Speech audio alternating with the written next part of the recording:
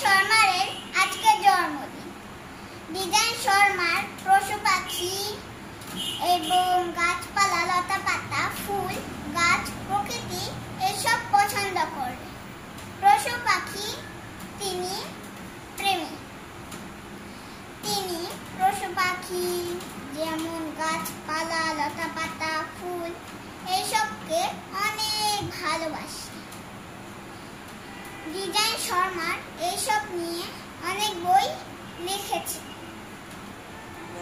Design শর্মাকে আপনারা মনে রাখবেন। ডিজাইন শর্মা মারা গেছে। ডিজাইন শর্মাকে তাও আপনারা মনে রাখবেন। ডিজাইন শর্মারে মারা গেছে, তাও আপনারা তাকে মনে রাখবেন। বৃষ্টির দিনে কি তোমাদের ডিজাইন শর্মার কথা মনে হচ্ছে? আমার মনে হচ্ছে।